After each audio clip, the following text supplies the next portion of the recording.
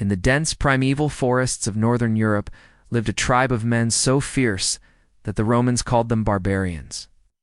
These people were masters of survival in the wild, and were said to be able to move through the woods with the grace of a stag. And it was because of this that they were labeled barbarians by the Romans, who had never seen anything like them before. But they were not barbarians. They were elite special forces trained to fight and survive in the harshest conditions. They were the ghost warriors of ancient Germany. In the dark depths of the woods, these warriors lurked like phantoms, appearing and disappearing at will. They were the nightmare of the Roman invaders. For the Germanic tribes that inhabited the forests of northern Europe were masters of night fighting. They knew the woods like the back of their hands and used every trick and every resource to their advantage. The Romans were no match for them. This was a small group of elite warriors who were fanatically devoted to their craft. They had been training for this their entire lives. The ghost warriors were more than just soldiers. They were the best of the best, handpicked by the tribal leaders for their skills in hunting and tracking. Were also the most fanatical, willing to fight to the death to protect their homeland. Their ferocity in battle was unmatched. From an early age, these warriors had been taught how to hunt game and track their prey through the thick undergrowth of the forest. They were experts in camouflage and could disappear into the trees almost without a trace. They were also skilled in the use of bows and arrows and other weapons, and were able to fight both in daylight and in the dark hours of the night. It was during the dark hours that they were at their most lethal. Moving like ghosts through the trees, they would strike at their enemies when they were least expecting it. By the 1st century AD, the Germanic ghost warriors were at the height of their power. They were a force to be reckoned with, and had earned the respect and fear of their enemies. They had been fighting against the Roman invaders for years, and had proven to be more than a match for the Roman legions. The Romans were some of the fiercest fighters in the ancient world, but even they were no match for the ghost warriors. The ghost warriors were led by a skilled and cunning commander named Arminius. He was a veteran of many battles, and was respected by his men and feared by his enemies. Under his leadership, the ghost warriors had become a well-oiled machine, capable of defeating even the largest and most powerful armies. It was in the year 09 AD that the Romans finally decided to take action against the Germanic ghost warriors. The Romans had suffered enough defeats at the hands of the ghost warriors, and they were eager to put an end to their reign of terror. Emperor Augustus assembled a massive army, the likes of which had never been seen before in Germania. There were tens of thousands of soldiers, all of them veterans of many battles, all of them eager to prove themselves. The Roman army marched into the forest, confident that they would soon put an end to the ghost warriors. But they were in for a surprise. The forest was a maze of trees and undergrowth, and the Roman army quickly became disoriented. They were unable to move as quickly as they would have liked, and they were constantly harassed by the ghost warriors. Arminius and his men had set up an ambush in the forest, and the Romans had walked right into it. The ghost warriors were lying in wait, and when the Romans came within range, they unleashed a barrage of arrows. The Romans were caught off guard, and their ranks were quickly depleted. But the Romans were a proud and courageous people, and they fought back with everything they had. They were eventually able to break through the Germanic lines, and they pushed deeper and deeper into the forest. But as they did, they became more and more disoriented. The forest was a confusing place, and the Roman army was not able to keep its formation. All the while, Arminius and his men were watching from the shadows, waiting for the perfect moment to strike.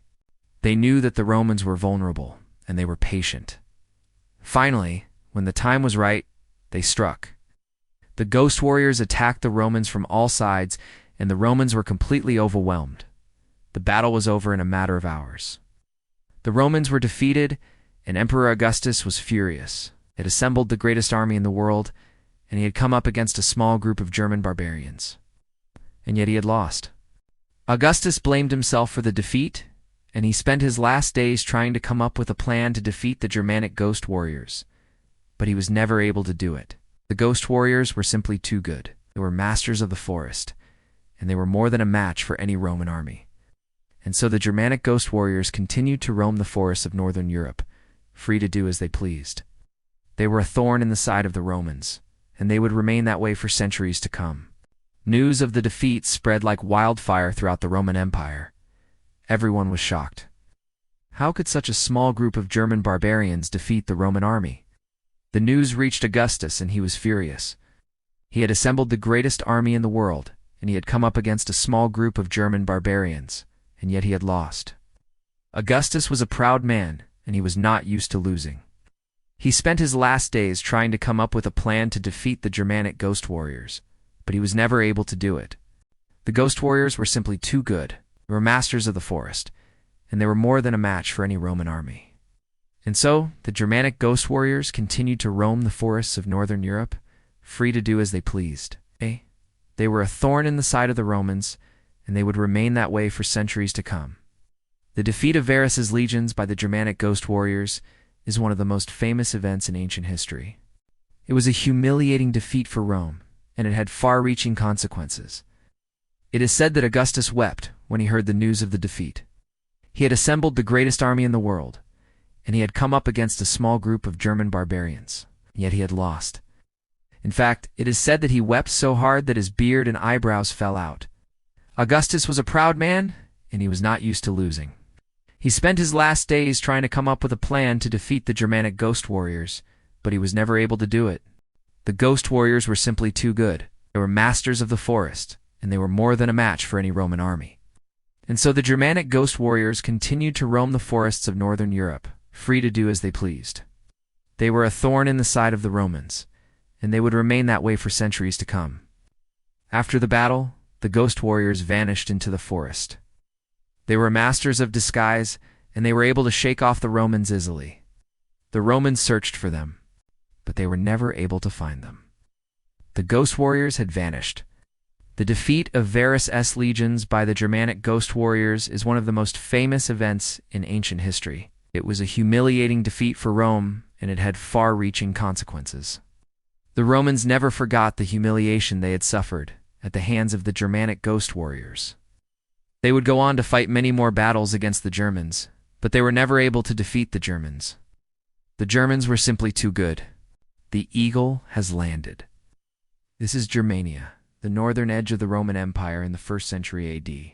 These lands are deep, dark, and full of danger. Towering trees create an oppressive canopy overhead, muting the light and muffling the sounds of the outside world. Underneath, the ground is a treacherous quagmire. Here, quicksand and thick mud swallow men whole. Even the rivers and lakes are coated in a thick layer of ice, hiding their true depths. For the Romans, this was the world's end, a realm of chaos and barbarism. But these lands were anything but empty. They were home to the Germanic people, a collection of fierce tribes living on the edge of the known world. Germania was a land of rolling hills, deep gorges, and expansive forests. Rivers like the Rhine and Danube snaked through the landscape, while smaller streams and lakes dotted the terrain. The land was wild, untamed, and free, much like the people who inhabited it. The Germanic tribes were a loose confederation of communities bound together by language, customs, and a shared love of freedom. Each tribe was a republic in its own right, with its own chieftains and laws. They lived in small villages composed of wooden houses and were constantly on the move, following the herds of wild animals they depended on for food. Unlike the settled farmers and traders of the Roman provinces, the Germanic people were warlike by nature. From the time they were young, boys and girls were trained in the use of weapons. They hunted not just for food, but for sport, and they took great pride in their ability to kill. The men wore helmets made of iron or leather and carried shields and swords into battle. Women wore simple dresses and tunics and could fight with a sword or spear if needed. The Germanic people were fierce and independent, and they valued their freedom above all else. They were suspicious of outsiders and had little patience for the ways of the Roman Empire. They lived in a state of constant warfare, fighting not only against other tribes, but also against the Romans, who sought to conquer their lands. When the Roman legions marched into Germania, they quickly found that this was no ordinary province. The Germanic people fought back with every weapon at their disposal, from slings and javelins to swords and spears. They used hit-and-run tactics, ambushing the Romans in the forests and disappearing before the legions could respond. The soldiers of Rome had never fought such a disciplined and determined enemy. They were used to the citizens of conquered lands, cowering before their power and submitting to their rule. But the Germanic people were different. They did not want to be ruled by Rome. They would rather die free than live as slaves. As the years passed, the legions grew weary of the endless fighting. They longed for the comforts of Italy, where they could live in peace and enjoy the fruits of their labor. But the Germanic people would not allow them to escape. They continued to fight back, and soon the Romans began to lose hope. The eagle had landed in Germania, but it could not fly. The Roman Empire was vast and powerful, but it could not conquer all who opposed it. There were limits to Rome's power, and the Germanic people were determined to make the empire pay for every inch of their land. The Romans would never fully conquer Germania, and the Germanic people would never forget the lessons they learned in the forests of their homeland. A land of freedom, a people of courage. Germanic tribesmen excelled with spears, in their land the name Land of the Spears.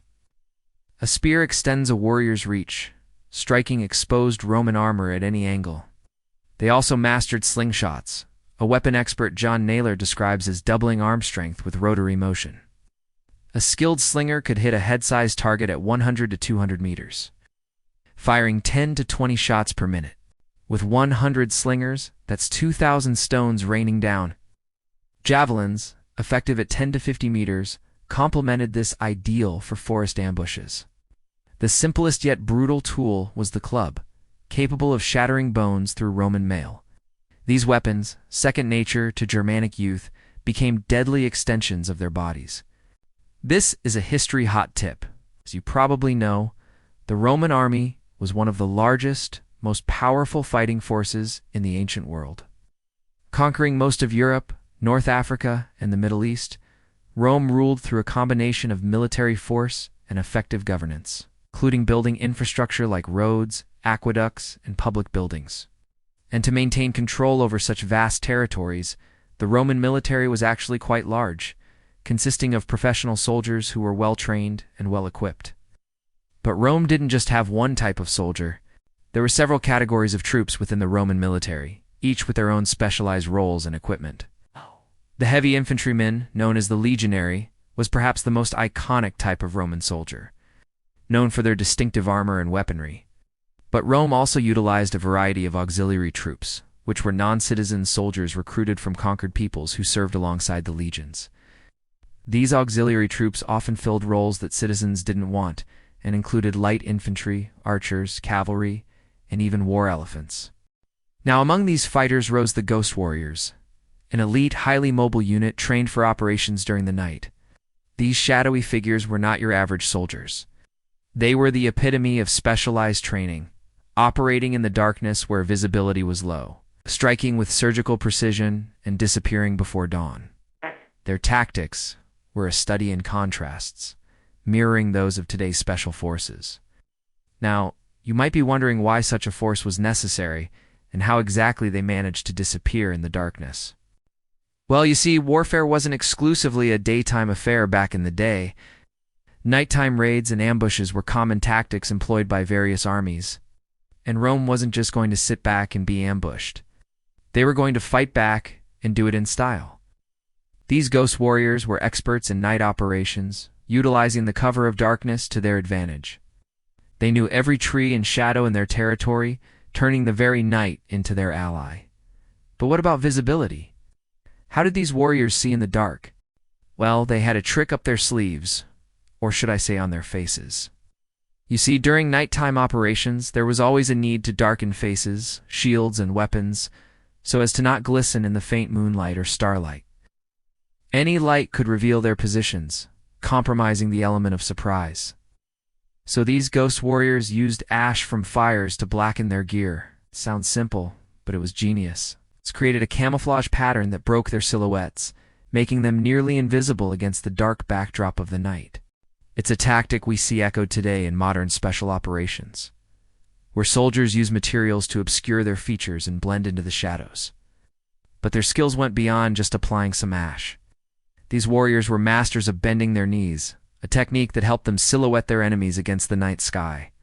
By getting low, they could identify friend from foe more easily in the dim light, giving them the edge they needed in battle. It was a skill that required practice and discipline, a testament to their rigorous training. This ability to disappear into the night, strike with precision, and then vanish again, made them legendary among the Romans. They were the embodiment of fear itself, striking when least expected and gone before the first rays of dawn. It's easy to think of ancient warfare as a less sophisticated version of modern battles, but the truth is far more nuanced. The strategies and tactics employed by ancient armies are a testament to the ingenuity of those times. And the ghost warriors of Rome stand out as a shining example of this. They were more than just soldiers. They were ghosts that walked among men, striking terror into the hearts of their enemies. The story of the ghost warriors is a reminder that warfare is a multifaceted affair. It's not just about brute strength or numbers, but also about strategy, tactics, and psychological warfare. These elite soldiers understood the power of fear and used it to their advantage, striking when least expected and leaving their enemies paralyzed with dread. But how do we know about them if they operated in secrecy? Well, it turns out that the Romans themselves wrote extensively about their military tactics and campaigns. Ancient historians like Polybius, Livia, and Caesar provide detailed accounts of the Roman military, including its specialized units like the ghost warriors. These historical records provide us with a window into the world of these elite soldiers, allowing us to understand their tactics and appreciate their importance in Roman warfare. Archaeological evidence also plays a crucial role in bringing history to life. While there may not be physical remains of the ghost warriors themselves, due to the perishable nature of their equipment, archaeological finds related to Roman warfare and military camps provide context to their existence. For instance, the discovery of barracks, weapons, and other military artifacts helps paint a picture of the daily life and activities of these elite units. One of the fascinating aspects of the ghost warriors is how their tactics mirror those of modern special forces. It makes you wonder whether modern special forces teams were unknowingly paying homage to these ancient warriors throughout history. Perhaps the art of bending knees to silhouette enemies has been passed down through the ages, evolving into the specialized techniques of today. The similarities between past and present serve as a reminder of the cyclical nature of history and the enduring relevance of military tactics and strategies. Understanding the ghost warriors also provides a deeper appreciation for the Roman military machine. These elite soldiers were just one part of a vast and complex, fighting force that played a pivotal role in the rise and fall of the Roman Empire. Studying their tactics and equipment, we gain a better understanding of the effectiveness and adaptability of the Roman military. In today's world, special forces teams operate under the cloak of darkness, carrying out missions of utmost importance to national security. Their skills in stealth, infiltration, and precision strikes are unparalleled. But their work remains largely classified, shrouded in secrecy that only adds to their mystique. The parallels between these modern-day heroes and the ghost warriors of ancient Rome are striking. Both groups utilize the element of surprise, striking with surgical precision and disappearing into the shadows as quickly as they came. However, the similarities go beyond just their tactics. These elite units also face a great deal of danger and uncertainty in their missions. Whether it's navigating treacherous landscapes or facing off against heavily armed opponents, they must be prepared for anything. In these high-stakes situations, their training and mental fortitude are put to the ultimate test. Just as the ghost warriors of Rome had to maintain their focus and composure in the darkest hours of the night, today's special forces teams must remain sharp and adaptable in the face of danger. Perhaps the most important similarity between these two groups is the impact they have on the course of history. The ghost warriors of Rome played a significant role in the expansion and defense of the empire, helping to secure vast territories and protect its citizens. Similarly, today's special forces teams carry the weight of national security on their shoulders, working tirelessly to protect their country and its interests around the world. So the next time you hear about a daring nighttime raid or a successful mission carried out by a special forces team, take a moment to appreciate the parallels to the legendary ghost warriors of ancient Rome. These elite soldiers, separated by centuries, share a common thread of bravery, Rome's ambition, and Arminius' rise. In 07 AD, Emperor Augustus sought to tame Germania, appointing Publius Quinctilius Varus. A seasoned general and imperial insider, Varus planned to co-opt local tribes. Turning them into Roman auxiliaries to enforce civilization among them was Arminius, a 28-year-old choosy tribe commander from near modern Hanover. intelligent and charismatic, with sparkling dark eyes per Roman accounts. Arminius had served in the Roman army, earning citizenship and mastering their tactics. Yet he harbored a secret hatred, witnessing Rome's brutal occupation, rape, slavery, and theft. Resentment fueled his resolve to protect his people. The trap is set. Arminius hid his plans, gaining Varus' trust. In late summer 09 AD, from his camp near Minden, Varus prepared his legions for their winter march south. Arminius arrived with news of a tribal uprising westwards, suggesting a detour. Varus, seeing him as an ally, agreed. A grave misjudgment. Arminius had rallied the fractious Germanic tribes, feat likened in Napoleon's genius. Convincing them to unite against Rome, he chose the Teutoburg Forest, where a narrow pass between a hill and swamp would trap the Romans, neutralizing their disciplined formations. The ambush unfolds as Varus' 20,000-strong force marched. Arminius led his auxiliaries ahead as scouts, a normal tactic, masking his betrayal. Germanic spies tracked the Romans, who stretched into a vulnerable 20-kilometer column, communication breaking down. The forest unnerved them, a place of fear without local knowledge. Arminius' warriors built a 400-meter disguised rampart, positioning javelin throwers and slingers. As the Romans approached, the tension built, adrenaline surging, senses heightened. Arminius held his order, planning to split the column, isolating sections for relentless attacks. The battle erupts suddenly. Arminius signaled. Javelins and slingshot volleys rained from the trees, catching Romans off guard. Warriors charged. Wielding clubs in close combat, the narrow pass prevented Roman shields from forming properly, and panic spread. The attack was a blur, 15 minutes feeling like seconds, as former SAS member Ken Jones recalls from similar ambushes. Varus, realizing too late, faced a bottleneck with enemies ahead and behind. The Romans fell, stripped of valuables, their disciplined tactics useless against this guerrilla onslaught. The night of terror. As night fell, Varus, fearing entrapment, ordered a retreat, his fourth mistake. The ghost warriors' faces blackened, moved in, camouflaging weapons to avoid moonlight glints. They crept silently, their childhood hunting skills now targeting Romans emerging like spirits.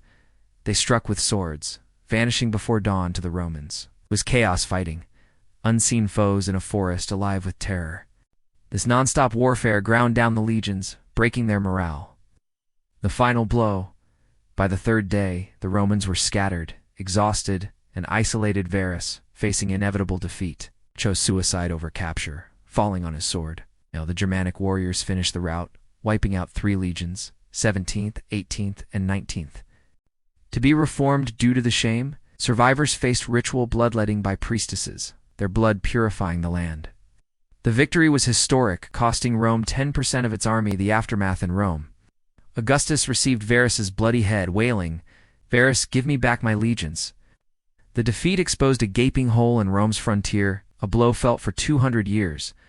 Today, a monument to Arminius stands in Germany, and excavations reveal the battle's grim relics, bones, weapons, and the reconstructed rampart. The Ghost Warriors' legend endures, a testament to their cunning and courage. The Battle of Teutoburg Forest redefined history, proving terrain and tactics could topple an empire. Subscribe for more ancient tales. Like this video, and comment your thoughts. What battles should we explore next? Understanding the Ghost Warriors also provides a deeper appreciation for the Roman military machine. These elite soldiers were just one part of a vast and complex, fighting force that played a pivotal role in the rise and fall of the Roman Empire. Studying their tactics and equipment, we gain a better understanding of the effectiveness and adaptability of the Roman military. In today's world, special forces teams operate under the cloak of darkness, carrying out missions of utmost importance to national security. Their skills in stealth, infiltration, and precision strikes are unparalleled. But their work remains largely classified, shrouded in secrecy that only adds to their mystique. The parallels between these modern-day heroes and the ghost warriors of ancient Rome are striking. Both groups utilize the element of surprise, striking with surgical precision and disappearing into the shadows as quickly as they came. However, the similarities go beyond just their tactics. These elite units also face a great deal of danger and uncertainty in their missions. Whether it's navigating treacherous landscapes or facing off against heavily armed opponents, they must be prepared for anything. In these high-stakes situations, their training and mental fortitude are put to the ultimate test. Just as the ghost warriors of Rome had to maintain their focus and composure in the darkest hours of the night, today's special forces teams must remain sharp and adaptable in the face of danger. Perhaps the most important similarity between these two groups is the impact they have on the course of history. The Ghost Warriors of Rome played a significant role in the expansion and defense of the empire, helping to secure vast territories and protect its citizens. Similarly, today's special forces teams carry the weight of national security on their shoulders, working tirelessly to protect their country and its interests around the world. So the next time you hear about a daring nighttime raid or a successful mission carried out by a special forces team, take a moment to appreciate the parallels to the legendary ghost warriors of ancient Rome. These elite soldiers, separated by centuries, share a common thread of bravery,